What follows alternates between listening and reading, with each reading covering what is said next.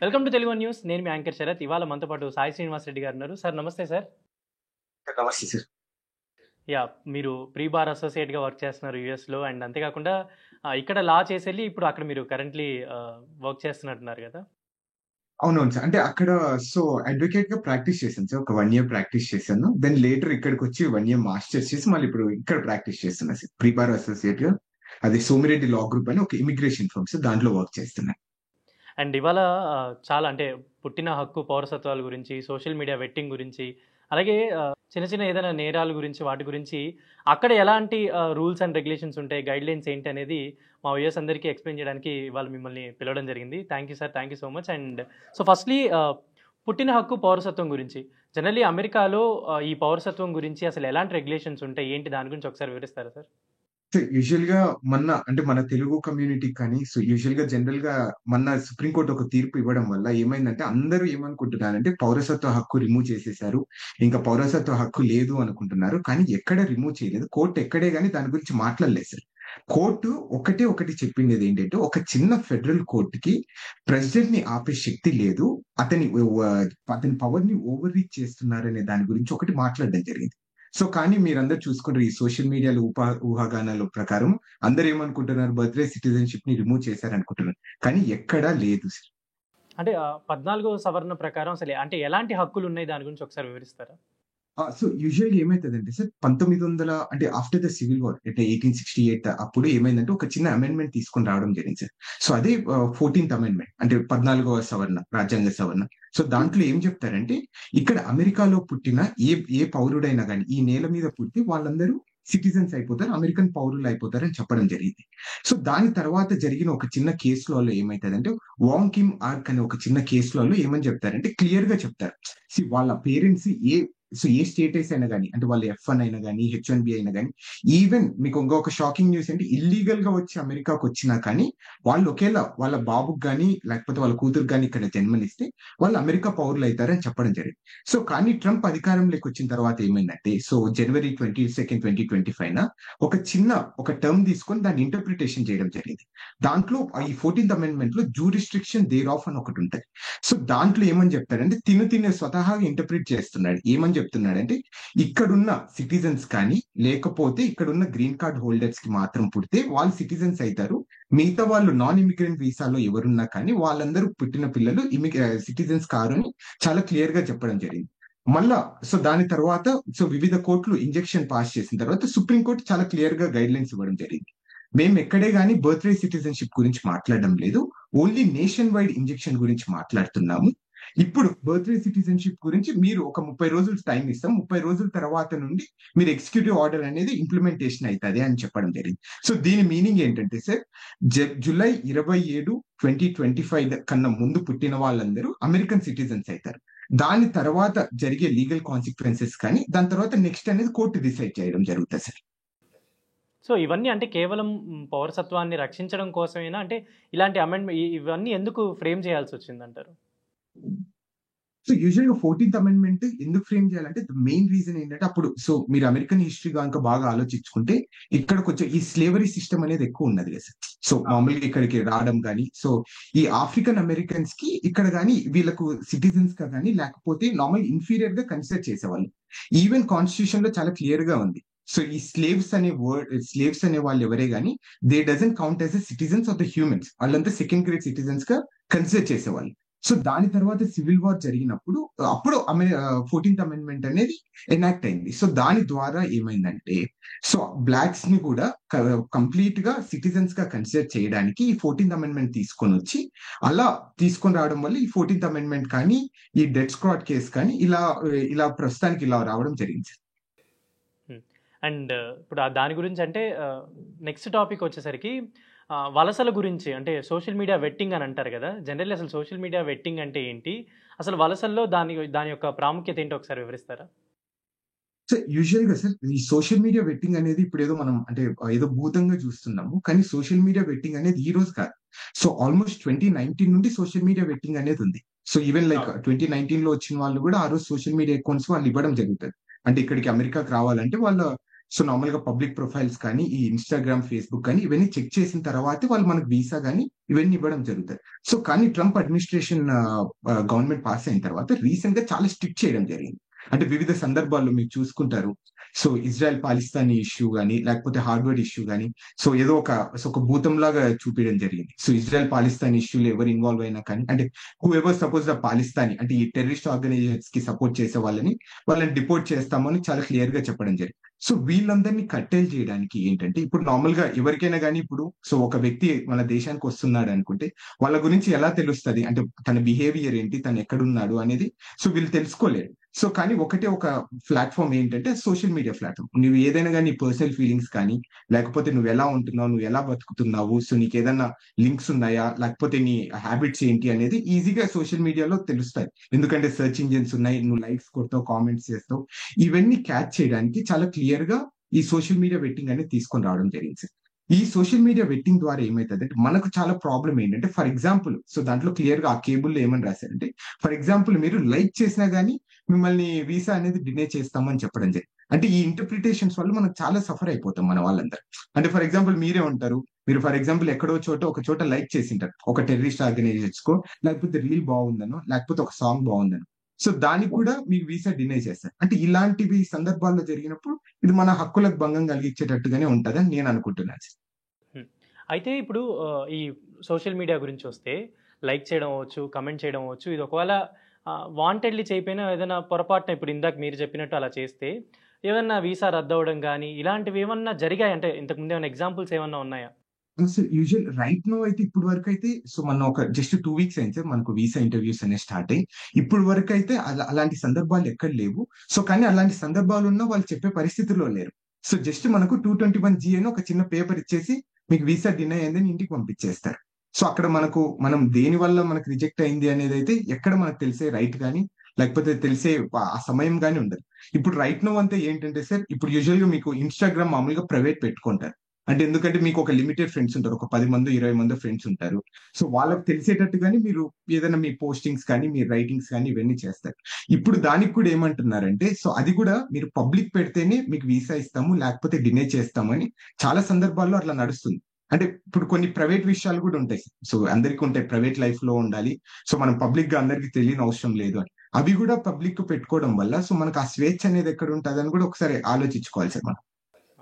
అయితే ఇప్పుడు Indian students అవ్వచ్చు, ఎవరైతే అక్కడ ఉంటున్నారో వాళ్ళందరూ H1B వీసా హోల్డర్స్ అవ్వచ్చు, అక్కడ ఉండే మన ఇండియన్స్కి సంబంధించిన ప్రతి ఒక్కరు కూడా ఈ సోషల్ మీడియా వీటన్నిటి పరంగా ఎలాంటి జాగ్రత్తలు తీసుకోవాలి వాళ్ళు? సో యూజువల్ గా సార్ అంటే వాళ్ళ డెఫినేషన్ ప్రకారం, ఇక్కడ యుఎస్ డెఫినేషన్ ప్రకారం వాళ్ళు ఏమంటున్నారంటే, when ever there is a threat to the national security, లేకపోతే ఇక్కడ ఉన్న గవర్నమెంట్ కి హాస్టైల్ గా ఏదైనా మీరు బిహేవ్ చేసినా కానీ, ఇక్కడ ఉన్న సిటిజన్స్ కానీ వాల్యూస్ కానీ ఇక్కడ భంగం కలిగించేటట్టుగా మీ సోషల్ మీడియాలో ఏదైనా ఉంటే మీ వీసా రిజెక్ట్ చేస్తామని చెప్పడం జరిగింది. మేము కూడా యాక్సెప్ట్ చేస్తాం. ఈవెన్ మన భారతదేశంలో కూడా ఎవరైనా ఇప్పుడు పాకిస్తానీ మనకు ఆ యుద్ధం జరిగినప్పుడు ఎవరైనా పాకిస్తాన్ నుండి ఎంటర్ అయ్యేటప్పుడు కూడా మనం విపరీతమైన వాళ్ళని అంటే అరెస్ట్ చేయడం కానీ, లేకపోతే వాళ్ళని ఎంక్వైరీ చేయడం కానీ, ఎందుకు వస్తున్నారు అని తప్పకుండా ఈ హాస్టల్ ఎన్విరాన్మెంట్ అనేది ఉంటది. సో కానీ ఇక్కడ ఇప్పుడు ఫర్ ఎగ్జాంపుల్ ఇప్పుడు మనము ఏదైనా ఒక స్వేచ్ఛ, ఇప్పుడు అమెరికా అనేది ఏంటంటే వాక్ స్వేచ్ఛకి సో ప్రధానమైన మూలం ఇక్కడ. సో సెకండ్ అమెండ్మెంట్ లో చాలా క్లియర్ గా రాసి ఉంటుంది ద ఫ్రీడమ్ ఆఫ్ స్పీచ్ అనేది.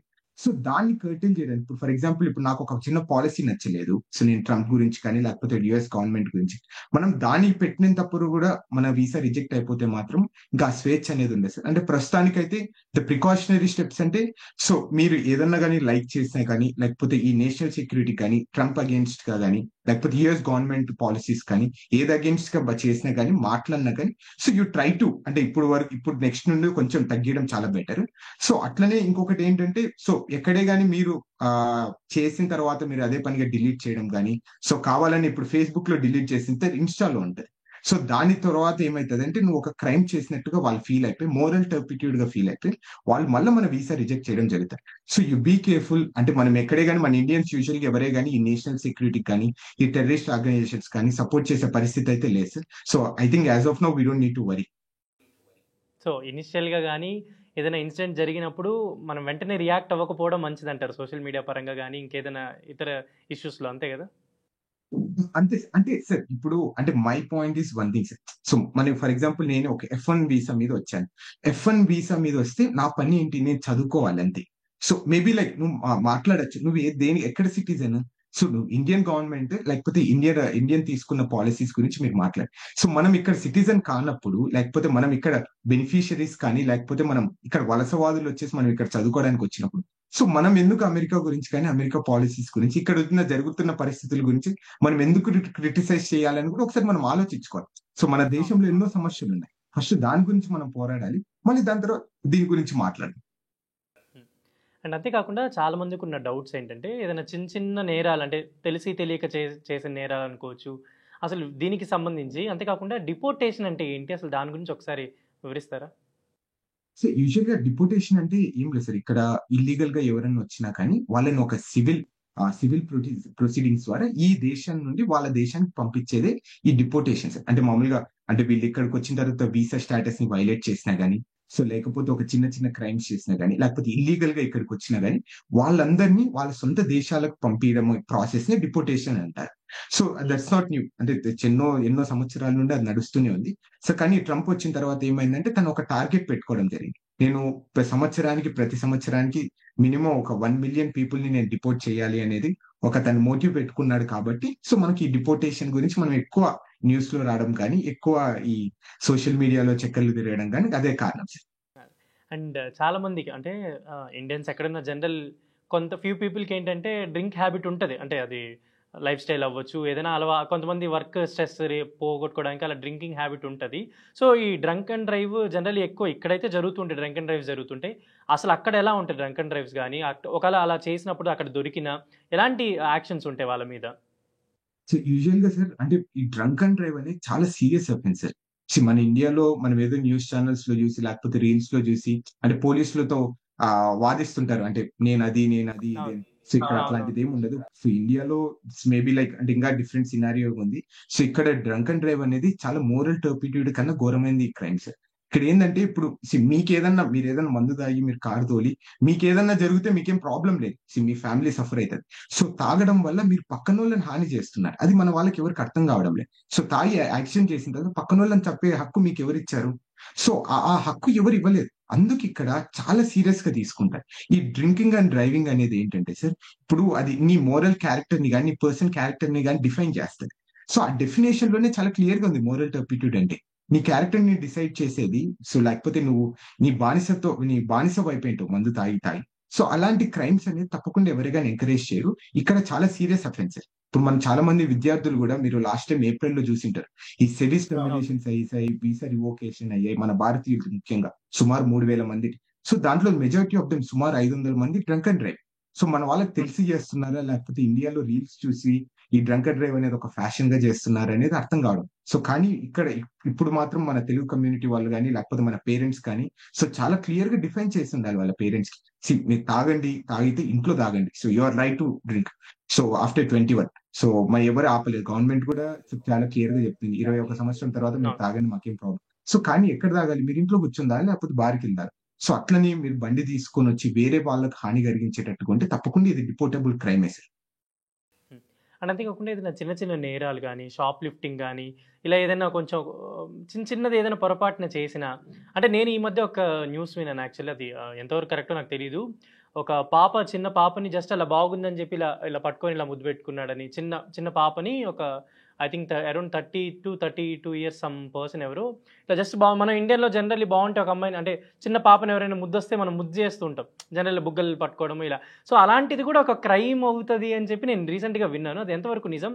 దానికంటే వీసా హోల్డర్స్కి వీళ్ళకి ఎలాంటి ప్రాబ్లమ్స్ వస్తాయి అలా చిన్న మిస్టేక్స్ చేసిన? సో యూజువల్‌గా జనరల్‌గా కూడా ఇండియాలో ఏంటంటే సో అంటే మనం ఒక పర్టిక్యులర్ ఎన్విరాన్మెంట్ లో పెరిగింటాం. అంటే మీరు గాని, నేను గాని. సో యూజువల్‌గా పల్లెటూరుకి వెళ్ళినా గానీ, టౌన్ లో ఒక పాప ముద్దుగా వస్తే మనం ఏమంటారు?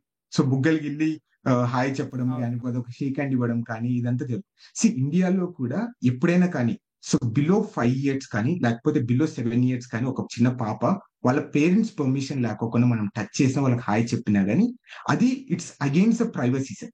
సో అది ఏమైతుందంటే ఎప్పుడైనా కానీ బేబీస్ ని ఎప్పుడైనా కానీ న్యాచురల్ గార్డియన్ తప్ప మిగతా వాళ్ళు ఎవరు టచ్ చేయడానికి కానీ, లేకపోతే వాళ్ళని బుగ్గలకి వెళ్ళడానికి కానీ పర్మిషన్ కానీ ఎక్కడ హక్కు ఇవ్వలేదు. సో యూజువల్ ఇక్కడ ఏంటంటే చాలా స్ట్రిక్ట్ సార్. ఇప్పుడు నార్మల్ గా నేను చాలా మందికి చెప్తుంటాను. సో ఒక చిన్న కేసు కూడా మీకు చెప్తాను. ఇప్పుడు మీరు మామూలుగా మనం అంటే చిన్నప్పుడు మిమ్మల్ని గాని నన్ను గాని ఇట్లా పైకి ఎగిరేసి ఇట్లా పెంచుంటారు. సో నార్మల్‌గా ఇట్లా సో ముద్దాడుతాం. సో అక్కడ ఆడిస్తుంటారు. ఇక్కడ ఏమైతదంటే దాన్ని షేక్ అండ్ బేబీ సిండ్రోమ్ అని ఇక్కడ యూఎస్‌లో పిలుస్తారు దాన్ని. సో యూజువల్‌గా అది పైకి ఇట్లా అనడం వల్ల సో బేబీకి బ్రెయిన్ ఏదో డ్యామేజ్ అయితదట. బ్రెయిన్ డ్యామేజ్ అయ్యి బ్లడ్ క్లాట్ అయిపోయి బేబీ చనిపోయే అవకాశాలు గూడా ఉన్నాయి.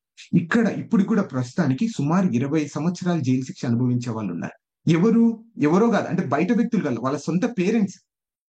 వాళ్ళ పేరెంట్స్ బై మిస్టేక్‌లో ఎప్పుడైనా ఇట్లా ఊర్లాడడం గాని, లేకపోతే బేబీ ఒకేళ ఫర్ ఎగ్జాంపుల్ కింద పడినా గాని, సో వాళ్ళందరూ లాస్ట్ సీన్ ఎవరుంటారు? Natural Guardian responsible. బేబీని టేక్ కేర్ చేయాలి. వాళ్ళని కూడా జైలు శిక్ష 20 ఏళ్ళు, 30 ఏళ్ళు జైలు శిక్ష అనుభవించే వాళ్ళున్నారు. సో మన వాళ్ళు చాలా కేర్‌ఫుల్‌గా ఉండాలి సార్. నేచురల్ గార్డియన్ పర్మిషన్ లేకుండా అంటే వాళ్ళ అమ్మది గాని, వాళ్ళ ఫాదర్‌ది గాని పర్మిషన్ లేకుండా ఏ బేబీని టచ్ చేసే రైట్ మనకు లేదు.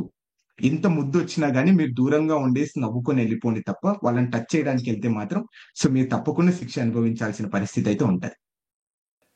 అయితే ఏదైనా ఒక అరెస్ట్ చేసినప్పుడు లేదన్నా వాళ్ళని ఒకవేళ వాళ్ళ మీద ఏమన్నా కంప్లెయింట్ రైజ్ చేసినప్పుడు ఒకవేళ ప్రూవ్ అవ్వకుండా కొన్ని ఉంటాయి కదా! ప్రూవ్ అవ్వని సందర్భాలేమన్నా అవి ఎప్పుడైనా ఇమిగ్రేషన్‌లో గానీ అలాంటివి ఏమన్నా అంటే ఏదైనా ప్రూవ్ అవ్వని కేసెస్ గానీ, వర్క్ అవ్వని కేసెస్ గానీ ఇవి ఏమన్నా ప్రాబ్లమ్ అవుతాయా ఎప్పుడైనా?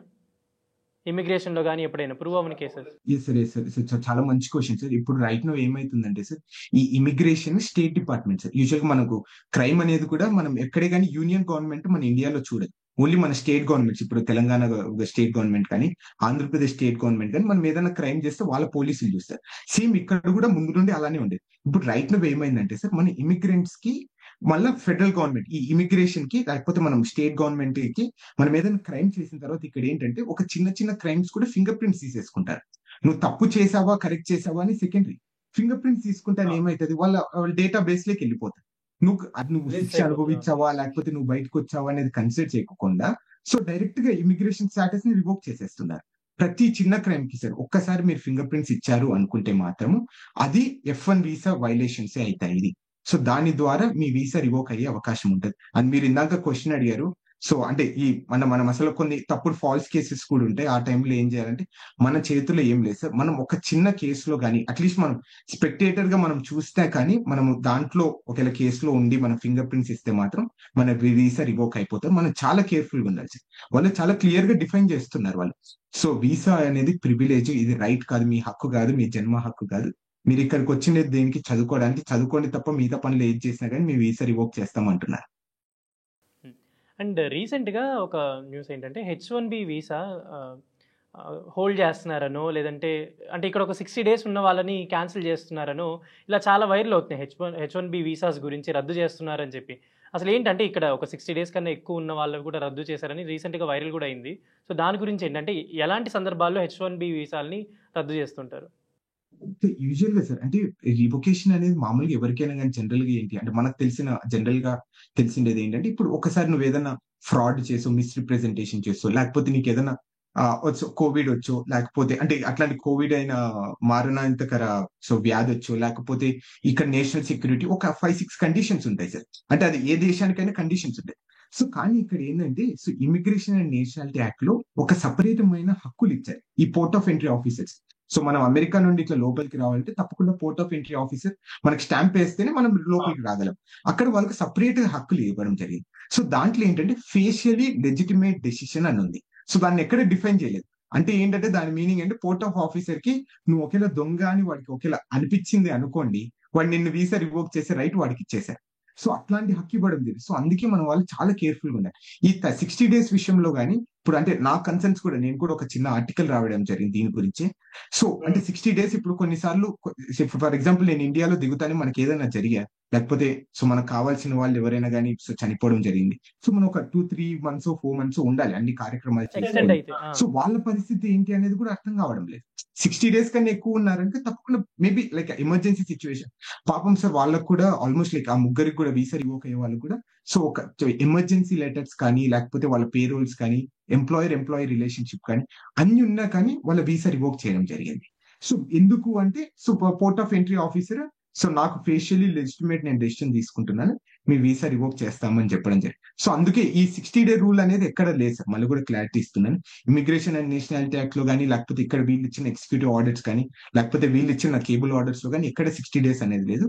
సో కానీ when ever the port of entry officer వాళ్ళు ఫీల్ అయ్యి లెజిటిమేట్ డెసిషన్ తీసుకుంటాం అనుకుంటే సో వాళ్ళు మన వీసా రివోక్ చేసే రైట్ అయితే వాళ్ళకి ఇవ్వడం జరిగింది. సో ఒకవేళ అంటే మనకేమైనా ముందే పర్మిషన్ తీసుకునే ఛాన్సెస్ ఏమైనా ఉన్నాయా? అంటే 60 డేస్ తర్వాత ఒకవేళ ఉండాల్సొస్తదేమోనని మనం ప్రిడిక్ట్ చేసి అలా పర్మిషన్స్ తీసుకునే ఛాన్స్ ఏమైనా ఉంటాయా? అంటే బయట ఎప్పుడైనా ఒక ట్రిప్‌కి వెళ్ళినా, ఎక్కడైనా ఎక్స్‌టెండ్ అయినా ఒక 60 డేస్ కన్నా తర్వాత పర్మిషన్ తీసుకునే ఛాన్సెస్ ఏమైనా ఉంటాయా ముందే? సో యూజువల్‌గా సార్ అంటే వీళ్ళు కూడా పర్మిషన్ తీసుకొని అంటే జనరల్‌గా జరుగుతది సార్ అట్లా మామూలుగా మనం ఎంప్లాయీకి కానీ మనం సో మనకున్న పరిస్థితులు అక్కడ బాగలేవు మన భారతదేశంలో అనుకోని మనం పోయి మనం కలవడం కానీ అవి జనరల్‌గా జరిగేదే. సో యూజువల్‌గా సో కానీ ఇక్కడ ఏమైతుందంటే మీరు హెచ్-1బీ వీసాలో ఉన్నారు. మీరు దేనికోసం వచ్చారు? మీరు వర్క్ పర్పస్ కోసం వచ్చారు. మీరింగా మీ దేశంలో ఉండడానికి ఇంకెందుకు హెచ్-1బీ అని కూడా వీళ్ళు ఆలోచించుకోవడం కూడా ఉంటది సార్. సో అంటే పర్మిషన్స్ అనేది యూజువల్‌గా జనరల్లీ గ్రాంట్ సార్. ఇప్పుడు నాకు కూడా ఏదైనా బాలేకపోతే నేను ఎంప్లాయర్ దగ్గర పర్మిషన్ తీసుకొని లేకపోతే ఇక్కడున్న వీళ్ళందరికి హెచ్ఆర్‌కి ఇన్ఫార్మ్ చేసి మనం లీవ్ తీసుకొని రావచ్చు. సో కానీ అదే సార్ ఇప్పుడు నేను చెప్తున్నా కదా! వీళ్ళకు ఫేషియల్లీ లెజిటిమేట్ డెసిషన్ అని లేకపోతే వాళ్ళకి స్వతహాగా డిస్క్రిషనరీ పవర్స్ అనేది చాలా ఎక్కువుంటాయి పోర్ట్ ఆఫ్ ఎంట్రీ ఆఫీసర్‌కి. అండ్ ఈవెన్ మీరు రీసెంట్‌గా ఒకటి చూసింటారు. బ్యాంక్ ట్రాన్సాక్షన్స్ అనేది ఒక వ్యక్తికి ఒక స్టూడెంట్‌కి అన్‌యూజువల్ బ్యాంక్ ట్రాన్సాక్షన్స్ అనేవి జరిగాయి బ్యాంక్ అకౌంట్‌లో. అంటే అతనికి డబ్బులు రావడం అంటే ఇండైరెక్ట్‌గా వాళ్ళేమనుకుంటారంటే సో నువ్వు పార్ట్ టైమ్ చేసావు లేకపోతే నువ్వు ఇల్లీగల్‌గా ఏదో పని చేసావని సో నీ వీసా రివోక్ చేస్తారు. సో అంత రైట్స్ ఉంటాయి వాళ్ళకి. సో మనం ఎంత పర్మిషన్స్ తీసుకున్నా గాని it's all dependent on the port of officer and discretionary powers. So అందుకే మనం కూడా చాలా కేర్‌ఫుల్‌గా ఉండి 60 డేస్ లోపలే మనం సో ఇండియా నుండి రిటర్న్ వచ్చేటట్టుగా ప్లాన్ చేసుకోమనైతే నేను మనవి చేస్తాను సార్. హ్మ్. అయితే ఇప్పుడు చాలా మందికి కూడా గతంలో ఏంటంటే ఒక 20 ఇయర్స్ బ్యాక్ అది చూసుకుంటే ఫారెన్ ఎళ్ళడం, యూఎస్ గాని ఎక్కడికైనా ఫారెన్ ఎళ్ళడం, డాలర్ సంపాదించుకోవడం, ఇక్కడికి పంపించడం, ఇక్కడ పేరెంట్స్‌ని చూసుకోవడం, ఇక్కడ ఏదైనా సమ్ ప్రాపర్టీస్ అలా కొనుక్కోవడం ఇదంతా ఒక ఒక ఒక ఏమంటారు కొంతమందికి కలగా ఉంటది. కొంతమంది బాగా అచీవ్ చేసిన వాళ్ళు కూడా లైవ్ ఎగ్జాంపుల్స్ చాలా మంది ఉన్నారు. బట్ ఇప్పుడు ఈ డాలర్ డ్రీమ్స్ ఇవన్నీ అంటే ఈ డిపోర్టేషన్ అవ్వచ్చు, ఇలాంటి ఎగ్జాంపుల్స్ మనం ఏదైనా వింటే వీసాలు రద్దవ్వడం అవ్వచ్చు, అక్కడ స్టూడెంట్స్‌కి పడే కష్టాలు, ప్రాబ్లమ్స్ ఇలాంటివన్నీ అవ్వచ్చు. ఇంకా పోలీస్ దగ్గర అంటే డ్రంక్ అండ్ డ్రైవ్ గాని ఇలాంటివన్నీ జరుగుతున్నప్పుడు స్టిల్ అంటే అక్కడుండి మంచిగా డాలర్ డ్రీమ్స్ అనేది అచీవ్ చేసుకోవచ్చంటారా? ఇప్పుడున్న సిట్యుయేషన్స్‌ని బట్టి? సో తప్పకుండా సార్ డాలర్ డ్రీమ్ అనేది నేను కూడా ట్రస్ట్ చేస్తాను. సో నేను కూడా ఒక యంగ్‌స్టర్‌గా నేను కూడా ఒక 1 ఇయర్ అయితుంది కదా! తప్పకుండా నేను కూడా డాలర్ డ్రీమ్ ఇంకా ఉంది, బతికే ఉందనైతే నేను ట్రస్ట్ చేస్తాను. సో కానీ ఎందుకు ఇలా అయిందంటే మన వాళ్ళు చాలా ఎక్కువ విపరీతంగా పాపులేషన్ వచ్చేసారు సార్. సో మీరు అవును. చూసుకుంటారు ఈవెన్ లైక్ ప్రతి స్ట్రీట్‌కి ఒక వ్యక్తి అమెరికాలో ఉండడం జరుగుతుంది భారతదేశం. ప్రతి ఊరికి ఒకడు అమెరికాలో ఉండడం సో ఇంతమంది డాలర్ డ్రీమ్ అచీవ్ చేస్తారా అనేది సో తప్పకుండా which is not possible. So తప్పకుండా దాంట్లో క్రీమీ 1% 2% సో తప్పకుండా ఆ డాలర్ డ్రీమ్ కోసం వచ్చినోళ్ళు ఉంటారు. సో చాలా మంది సో ఇప్పటికైతే తప్పకుండా ప్లెంటీ ఆఫ్ ఆపర్చునిటీస్ ఉంటాయి సార్. అమెరికా అనేది తప్పకుండా ల్యాండ్ ఆఫ్ ఆపర్చునిటీ అయితే నేనైతే ట్రస్ట్ చేస్తాను. సో కానీ ఇప్పుడున్న డెసిషన్స్ కానీ లేకపోతే ఇప్పుడు తీసుకుంటున్న కొత్త ప్రెసిడెంట్ తీసుకున్న డెసిషన్స్ మనల్ని కొన్ని రోజులు ఏమన్నా కర్టైల్ చేయగలదు కానీ సో మిగతాదైతే అవకాశం అంటే దాన్ని కంప్లీట్ గా ఆపే పరిస్థితి అయితే ఉండదు. సో మీకు అందరికీ తెలుసు ఒక సామెత సో మిడతల పురుగు దేని దగ్గరికి వెళ్తారంటే దీవి దగ్గరికి వెళ్తది. ఎందుకంటే అక్కడ లైటింగ్ ఉంది. సో తప్పకుండా ఆ లైటింగ్ అనేది డాలర్ డ్రీమ్ గాని, ల్యాండ్ ఆఫ్ ఆపర్చునిటీ గాని అలాంటిది అమెరికా. సో తప్పకుండా ఇక్కడైతే ఉందనుకుంటా. కానీ మనం ఏంటంటే ఇక్కడికొచ్చిన తర్వాత సో వీళ్ళ లా ఆఫ్ ల్యాండ్ కి గాని, సో ఇక్కడున్న వీళ్ళు డెసిషన్స్ తీసుకున్న దానికి అబైడ్ అయి ఉండాలి. ఎక్కడో మన భారతదేశంలో మేము డ్రంక్ అండ్ డ్రైవ్ చేసి మేము ఇక్కడ బండి తోలాము, మమ్మల్ని పోలీస్ ఆపలేదంటే సో ఇక్కడ అట్లుండదు. సో అలాంటివేవి చేయకోకుండా డాలర్ డ్రీమ్ కోసం వచ్చాము. సో మనం ఇక్కడ కష్టపడి దేర్ ఆర్ ప్లెంటీ ఆపర్చునిటీస్. ఇప్పుడు మీకు తెలుసో తెలీదో so almost like top 10 world లో యూనివర్సిటీస్ ఉంటే దాంట్లో 8 మాత్రం యూఎస్ఏలో ఉన్నాయి. సో ఇంకా ఎందుకు డాలర్ డ్రీమ్ కానీ అమెరికన్ డ్రీమ్ కానీ ఎందుకు లేదనుకుంటున్నాము అనేది నాకు అర్థం కావడం లేదు. సో ఇట్స్ తప్పకుండా డాలర్ డ్రీమ్ కానీ సో లేకపోతే అది అచీవ్ చేసే అవకాశాలు తప్పకుండా ఉన్నాయి. సో కానీ మనకు డిసిప్లిన్ ఆ నిబంధత ఉంటే తప్పకుండా అచీవ్ చేస్తామని నేను నమ్ముతున్నా సార్. అండ్ స్టూడెంట్స్ పరంగా జనరల్లీ మోస్ట్‌లీ యూఎస్‌కి గానీ, ఇట్లా ఫారిన్ కంట్రీస్‌కి వెళ్ళేదేంటంటే, హైయర్ ఎడ్యుకేషన్ గురించి అవ్వచ్చు, వాళ్ళ స్టడీస్ గురించి ఎక్కువ మోస్ట్‌లీ ఉంటది. బట్ చాలామందేంటంటే, ఈ యూనివర్సిటీస్ ఫీజ్ ఇదంతా మేనేజ్ చేయగలరు గానీ, అక్కడ అకామిడేషన్ అవ్వచ్చు, బట్ ఈ పార్ట్ టైమ్ జాబ్ గురించి కూడా రీసెంట్‌గా ఒక ఇన్సిడెంట్ కూడా ఏదో జరిగింది. అంటే వితిన్ వర్క్ చేయాలని చెప్పి వీళ్ళే వర్క్ చేయాలి, ఇక్కడే వర్క్ చేయాలని చెప్పి కూడా ఏవో ఈ పార్ట్ టైమ్ జాబ్స్ గురించి కూడా చాలా డిస్కషన్ నడిచినట్టుంది. అసలంటే ఒకవేళ అంటే స్టడీస్‌కొచ్చిన వాళ్ళు కావచ్చు, అక్కడ ఉండడానికొచ్చిన వాళ్ళు కావచ్చు, ఈ పార్ట్ టైమ్ జాబ్స్ గురించి అంతేకాకుండా ఎలా ప్లాన్ చేసుకోవాలి ఏంటి? కెరీర్ పరంగా, అకాడమిక్ పరంగా ఎలా ఉండొచ్చు అనేది ఫైనల్‌గా ఒకసారి చెప్తారా? Sir, my point is so clear, sir. F1 student కి అంటే యూజువల్ గా జనరల్ గా నేను కూడా చాలా సార్లు అబ్జర్వ్ చేశాను. మన పేరెంట్స్ కూడా మీ కొడుకు ఏం చేస్తున్నాడంటే, మా కొడుకు రెస్టారెంట్ లో పని చేస్తున్నాడు, మా కొడుకు హోటల్లో పని చేస్తున్నాడు, మా కొడుకు పెట్రోల్ షాప్ లో పని చేస్తున్నాడు అని చాలా గొప్పగా చెప్పుకుంటారు. అవన్నీ ఇల్లీగల్ పార్ట్ టైమ్స్. మనం F1 స్టూడెంట్ వీసా మీద వచ్చినప్పుడు మనం ఓన్లీ ఆన్ ద క్యాంపస్ అంటే క్యాంపస్ పరిసరాల్లోనే క్యాంపస్ కి సంబంధించిన ఇంటర్న్షిప్స్ మాత్రమే, లేకపోతే అక్కడ ఉన్న పార్ట్ టైమ్స్ మాత్రమే చేసే హక్కు గాని రైట్ గాని ఇక్కడ ఇవ్వడం జరిగింది. అదేంటి 20 గంటలే వారానికి. సో దానికన్నా ఎక్కువ చేస్తే మనం వీసా వైలేట్ చేసినట్టు. సో ఈవెన్ మన వాళ్ళందరికీ అది ఏమైతుందంటే, సో జనరల్ గా మీరు వీసాకి వెళ్ళినప్పుడు కూడా వాళ్ళు ఎందుకు మీ దగ్గర ఫైనాన్షియల్ డాక్యుమెంట్ ఎందుకు అడుగుతారంటే ఇదే పర్పస్. మీరు ఇక్కడికి వెళ్ళి ఏదో కానీ ఇల్లీగల్ గా పార్ట్ టైం చేయకోకుండా ఉండడానికి, మీరు వెల్ ఫైనాన్షియల్ స్టేబుల్ అని చెప్పడానికి మనం అంత డబ్బులు పెట్టుకొని వాళ్ళకి ప్రూవ్ చేయడం జరుగుతుంది. సో కానీ ఇక్కడికి వస్తాను మన ఇండియన్స్ అంటే, so that's and happening like ఈ రోజు కొత్తగా జరగడం లేదు. ఇప్పుడు గత 25 సంవత్సరాల నుండి ఎప్పుడున్నో నడుస్తుంది. సో కానీ ఇప్పుడు మాత్రం ట్రంప్ అడ్మినిస్ట్రేషన్ వచ్చిన తర్వాత చాలా స్ట్రిక్ట్ గా చేయడం జరిగింది. మీకు పార్ట్ టైం చేసే రైట్ కానీ ఎక్కడా లేదు. ఒకవేళ మీకు ఏ చిన్న ఇన్సిడెంట్ జరిగినా కానీ మీ వీసా అనేది రివోక్ చేస్తారు. ఒక చిన్న సింపుల్ ఎగ్జాంపుల్ చెప్తాను సార్. అంటే దిస్ వాస్ హ్యాపెన్ టు, అంటే నేను వన్ ఆఫ్ ద మా పర్సన్ తో నేను మాట్లాడేటప్పుడు చెప్పడం జరిగింది. సో ఒక ఆల్కహాల్ షాప్ లో మన తెలుగు విద్యార్థి చేస్తున్నాడు సార్. నార్మల్ గా ఐస్ ఆఫీసర్స్ ఏమైందంటే వాళ్ళు చుట్టుపక్కల ఎవరినో ఒకరిని అరెస్ట్ చేయడానికి రావడం జరుగుతుంది. సో చేస్తే తను ఏంటంటే ఐస్ ఆఫీసర్ ఏం చేశాడు, డైరెక్ట్ గా ఆల్కహాల్ షాప్ కు ఏదో సో నార్మల్ గా అక్కడ ఉండడానికి వచ్చాడు.